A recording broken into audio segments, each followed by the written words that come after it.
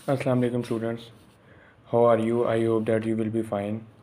तो आज हम पहला टेंस करने लगे हैं जिसका नाम है प्रेजेंट इंडेफिनिट टेंस। इसका मतलब है फ़ेल हाल मतलब। मतलब का मतलब वैसे एब्सोल्यूट होता है, लेकिन यहाँ पर है गैर मुअय्यना मुद्दत। ठीक है, इसके बाद इसकी सबसे पहले पहचान देखते हैं। पहचान है जी, उर्दू वाले फ़िक्रात के आखिर में ता है, ती है, ते हैं वगैरह आता है। फॉर्मेशन का मतलब है कि आपने इसको कन्वर्ट कैसे करना है, उर्दू के सेंटेंस को अंग्रेज़ी वाले जुमले में कैसे बनाना है। तो उसके लिए सबसे पहले सब्जेक्ट लगेगा, उसके बाद first form of verb.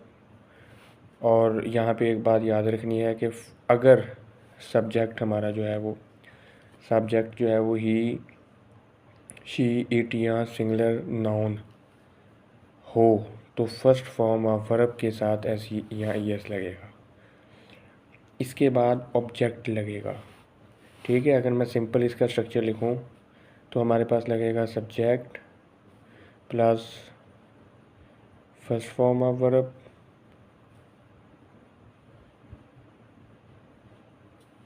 Plus object. लेकिन अगर यहाँ पर ही, शी, इट या सिंगुलर नाउन हो तो यहाँ पे जो फर्स्ट फॉर्म ऑफ वर्ब होगी उसके साथ हम लोग जो है वो एस या ई एस का इजाफा करेंगे। ठीक है, उसके बाद ऑब्जेक्ट लगेगा, जैसे हम इकट्ठे स्कूल जाते हैं। ठीक है, इसमें सब्जेक्ट क्या है? काम करने वाला हम। और वर्ब क्या है? खाली काम जो होता है, जाना। और स्कूल हमारे पास क्या है? ऑब्जेक्ट है। ठीक है, तो हमारे पास ये हो गया। सबसे पहले सब्जेक्ट लगेगा इस तरतीब से मुताबिक, उसके बाद वर्ब लगेगा, उसके बाद हमारे पास ये ऑब्जेक्ट लगेगा, तो ये वर्ब है। ठीक है, ये एज आ एडवर्ब वैसे यूज़ हुआ है यहाँ पे।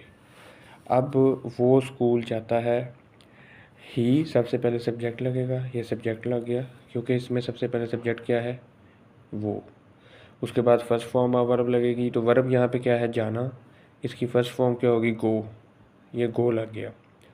उसके बाद ऑब्जेक्ट लगेगा, लेकिन हमने याद रखना है कि अगर सब्जेक्ट ही, शी, इट या सिंगल नाउन होगा, सिंगुलर, तो उसके में क्या होगा कि फ़र्स्ट फॉर्म ऑफ वर्ब के साथ एस या ई एस लगेगा।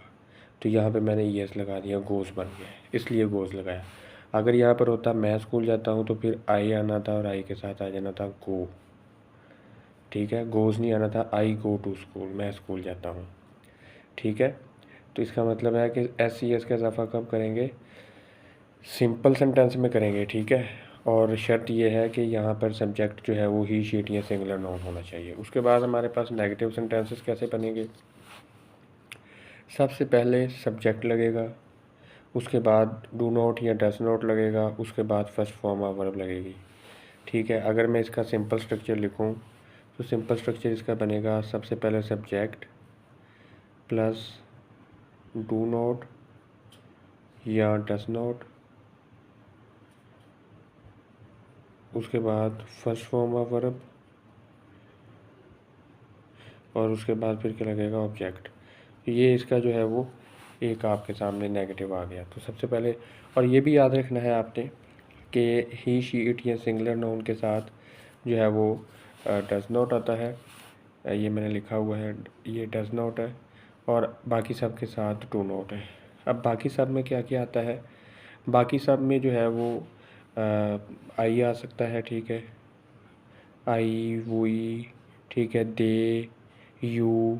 ठीक है, इसके बाद प्लूरल नाउन्स, एक से ज़्यादा नाम अगर आ जाए, अगर आ जाए कि हम मसलन अली और अहमद, तो फिर भी डू नॉट लगेगा। मैं कहूँ कि अली और अहमद स्कूल नहीं जाते हैं, Ali and Ahmed do not go to school, क्योंकि सिंगुलर नाउन के साथ, सिंगुलर नाउन का मतलब है एक नाउन अगर होगा, नाम एक होगा, तो डज़ नॉट लगेगा। अगर एक से ज़्यादा नाम होंगे तो भी डज़ नॉट नहीं लगेगा, बल्कि फिर क्या लगेगा? डू नॉट लगेगा।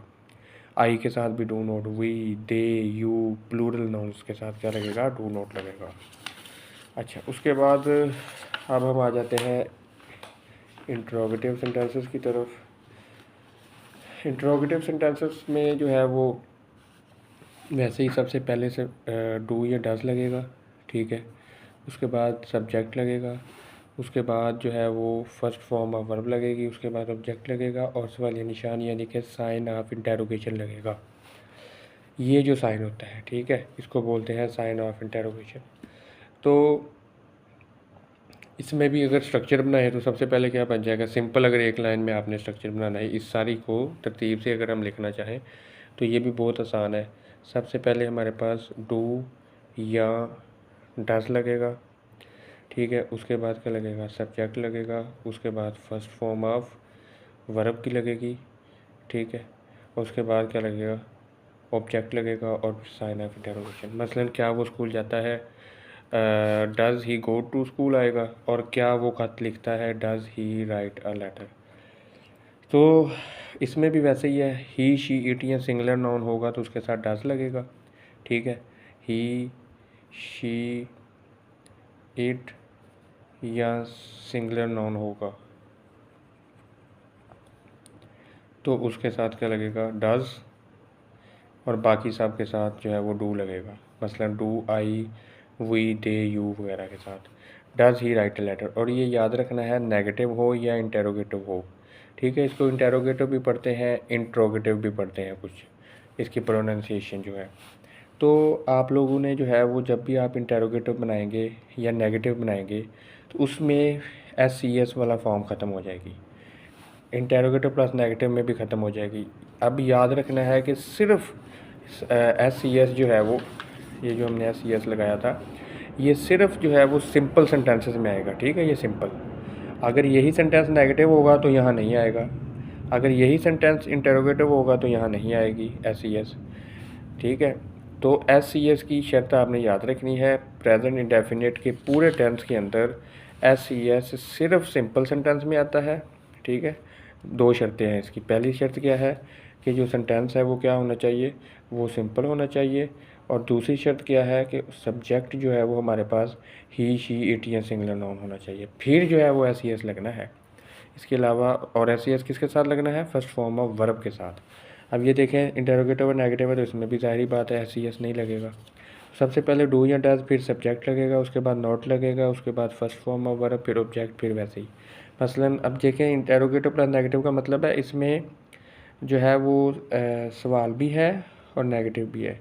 डज़ ही, क्या वो ख़त नहीं लिखता है, डज़, उसके बाद मैंने जैसे लिखा सब्जेक्ट आएगा, ही नॉट राइट अ लेटर, आगे साइन ऑफ इंटरोगेशन। इसका भी वही फार्मूला बन जाएगा, डू या डज़ पहले आएगा, फिर क्या आएगा, सब्जेक्ट आएगा, उसके बाद क्या आएगा, नॉट आएगा, उसके बाद फर्स्ट फॉर्म ऑफ वर्ब आएगी, फर्स्ट फॉर्म ऑफ वर्ब, उसके बाद ऑब्जेक्ट आएगा और साइन ऑफ इंटरोगेशन।